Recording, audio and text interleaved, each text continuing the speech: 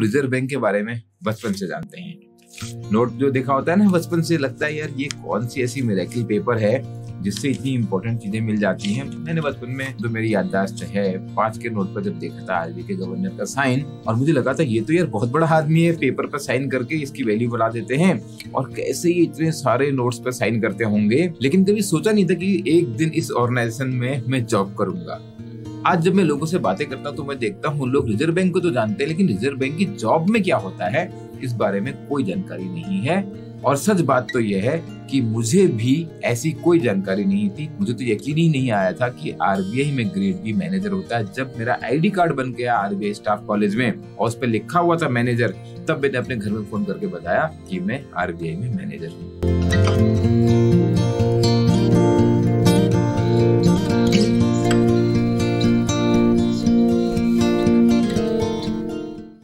Hi everyone, my name is Chandra Prakash Joshi. Welcome to iExamBee for 50% faster preparation for jobs.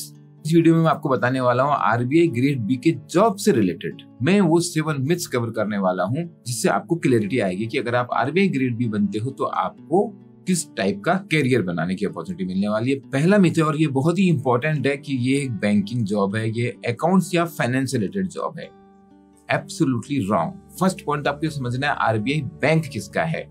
ये bank है केवल भारत सरकार का और स्टेट गवर्नमेंट का और बैंकिंग इंस्टीट्यूशंस का। अगर आप आरबीआई में ग्रेड बी बन जाओ, आप आरबीआई में जाके गवर्नर बन जाओ, आपका खाता भी नहीं खुलेगा वहां पे। Forget about any other ordinary person और एनी अदर बिग बिजनेसेस, चाहे वो रिलायंस हो या टाटा हो, मोदी हो या अदानी हो।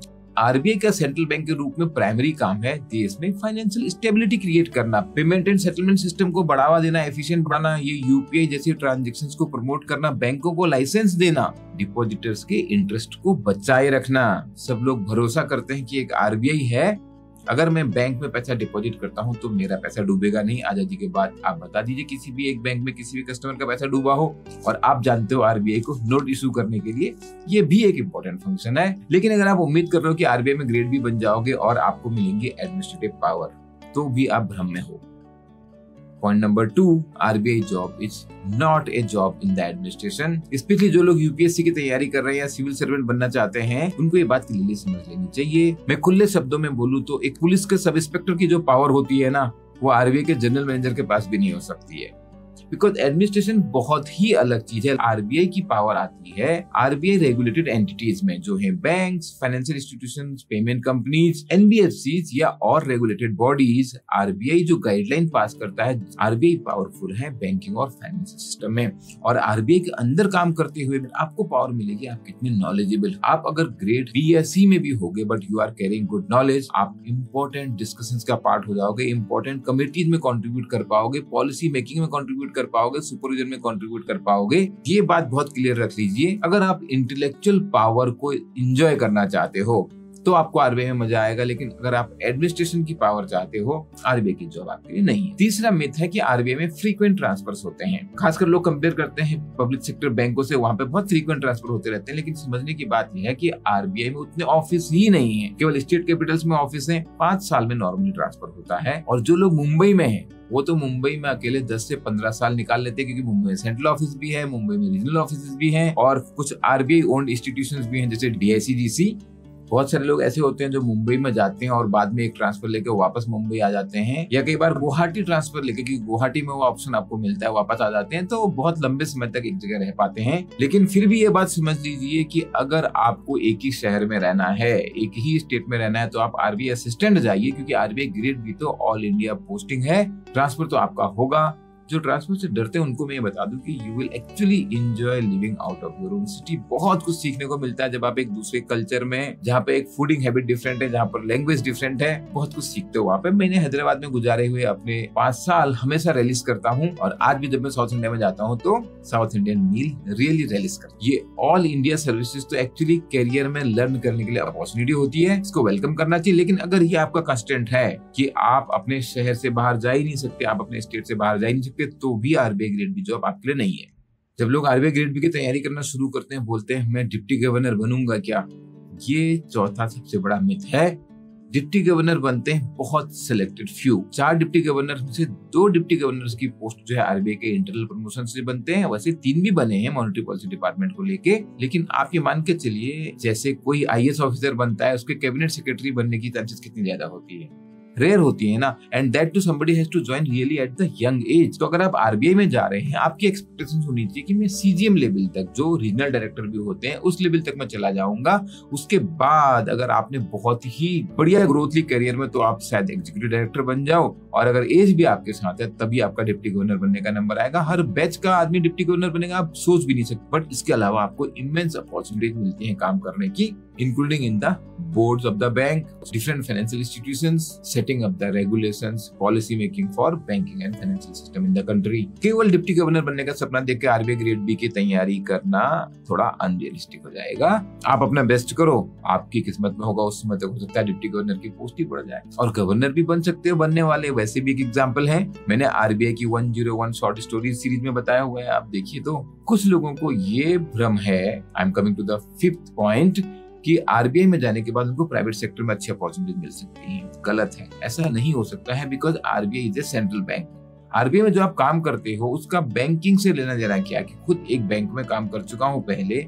बैंकिंग एक बिजनेस है जहाँ पर आप डिपॉजिटर से पैसा लेते हो और लोन देते हो, लोन पे आपको इंटरेस्ट के रूप में कमाई होती है। आरबीआई में डिपॉजिट कौन रखता है, आप कमेंट में लिख सकते हो ये। और आरबीआई लोन किसको देता है? आरबीआई बिजनेस नहीं करता है। इवन आरबीआई का जो प्रॉफिट है वो सरप्लस कहलाता है। आपको आरबीआई में जॉब करने के बाद क्यों कमर्शियल बैंक हायर करेगा? केवल कॉम्प्लायंस में हायर किया जा सकता है, और कई लोगों ने किया भी है वो जॉब। चीफ कॉम्प्लायंस ऑफिसर्स भी गए हैं कुछ लोग आरबीआई छोड़ के, बट वो बहुत रेयर एग्जाम्पल है। अगर आपको प्राइवेट सेक्टर में जॉब करनी है तो आप कैट का एग्जाम लिखिए, एमबीए कीजिए, आप बढ़िया जगह सीधे काम करने जा सकते हैं। मेरा एग्जाम्पल भी एक्सेप्शन है। आप ऐसे एक्सेप्शंस को लेकर अपने करियर डिसीजंस लेंगे, I would say no, it won't be a great idea. मैं भी एमबीए करने गया आरबीआई के बाद, और उसके बाद मैंने प्राइवेट बैंक में ज्वाइन किया। कुछ मेरे दोस्त हैं जो फॉरेन सेंट्रल बैंक में गए डेपुटेशन पे, फिर वहीं अब जॉब हो गए।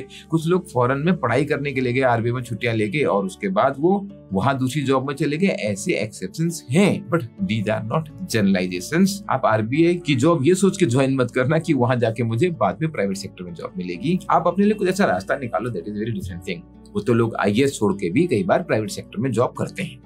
6ठा मिथ है, और ये इसलिए ज्यादा है कि मीडिया में बहुत कवरेज होती है आरबीआई के मॉनेटरी पॉलिसी की, तो लोगों को लगता है अब मैं आरबीआई में जाऊंगा तो मैं मॉनेटरी पॉलिसी बनाने में कंट्रीब्यूट करूंगा। यहाँ भी मैं खुले शब्दों में बता दूं, 90% of you will not do anything in monetary policy. अगर आप आरबीआई चले भी गए तो याद रखिए, आरबीआई में यहाँ पे 2 तरीके के रिक्रूटमेंट होते हैं। एक होते हैं journalist, RBI grade B journalist, और दूसरा होता है specialist, DEPR department of economic and policy research, and DSIM department of statistics and information management.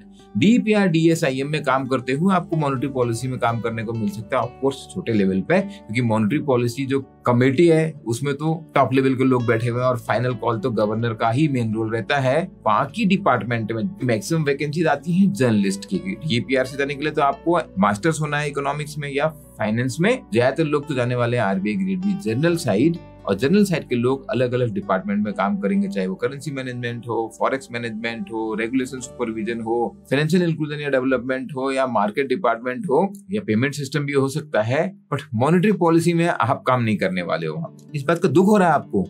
RBI ने जब एक इंटरनल सर्कुलर निकाला था कुछ साल पहले, और लोगों को बोला कि आप परमानेंटली स्पेशलाइज्ड डिपार्टमेंट में काम करना चाहते हो, तो लोगों ने इंटरेस्ट ही नहीं दिखाया।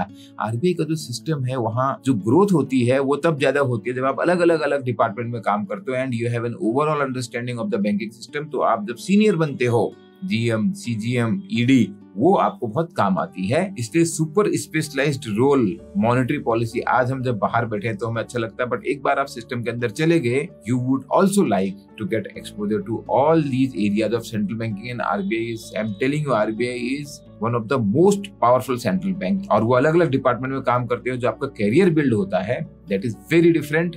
आरबीआई ज्वाइन करना है केवल मॉनेटरी पॉलिसी में काम करने के लिए, ये बात सही नहीं है, specially when you are going as a journalist. Last point है, और सबसे ज्यादा इंपॉर्टेंट पॉइंट है, क्योंकि लोग गवर्नमेंट जॉब की तैयारी करते हैं और सोचते हैं इसके हमारा इम्पैक्ट क्या होगा, इससे हमारी पब्लिक सर्विस क्या होगी, क्योंकि आरबीआई में पब्लिक इंटरेक्शन नहीं है। तो लोगों को लगता है आरबीआई की जॉब का एक्चुअली कोई ऐसा इम्पैक्ट नहीं है। This is the biggest myth here. लोग जैसे कंपेयर करते हैं सिविल सर्विसेज से, because that is the top most government job. वहां पर वो देखते हैं आईएएस ऑफिसर गांव-गांव जा रहा है या पब्लिक से इंटरेक्ट कर रहा है। इवन ए बैंक ऑफिसर वो कस्टमर्स को लोन दे रहा है या कस्टमर सर्विस इंश्योर कर रहे हैं, खाते खोल रहे हैं, फाइनेंशियल इंक्लूजन कर रहे हैं। आरबीआई का ऑफिसर क्या कर रहा है? अपनी डेस्क पे लिख के केवल सर्कुलर बनाता है, पॉलिसी पास करता है, इंस्ट्रक्शंस देता है। इसमें कहाँ इम्पैक्ट है? यहाँ पर समझने वाली बात यह है, जब एक आईएएस ऑफिसर सीनियर हो जाता है, बिकॉज डीएम तो शुरुआत के 10 साल में रहोगा आप करियर में, मैक्सिमम होगा 12-15 साल तक। जब आप सेक्रेटरीट में आ जाते हो, जब आप सेक्रेटरी बन जाते हो, तो आप पॉलिसी बना रहे हो तो जो पूरे देश में लागू होती है, क्योंकि जब डीएम होते हो डिस्ट्रिक्ट के होते हो, कमिश्नर हो गए तो 3-4 डिस्ट्रिक्ट के, लेकिन जब आप सेक्रेटरी हो जाते हो आपकी पॉलिसी अफेक्ट करती है पूरे देश को।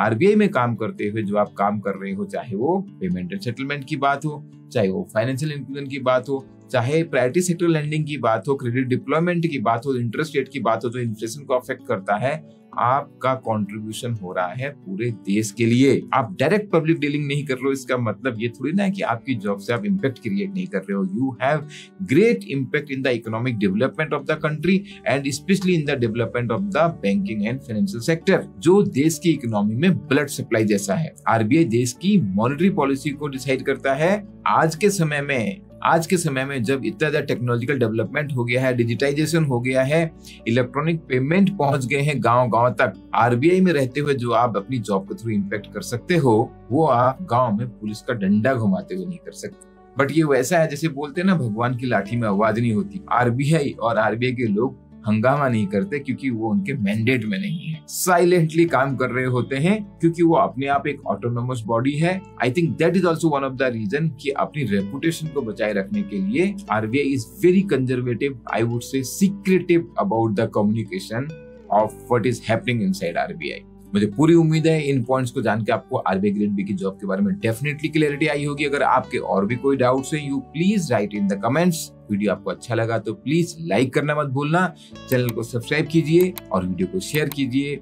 I wish you all the best. We are here to unfold your potential to make your job preparation 50% faster. Thank you.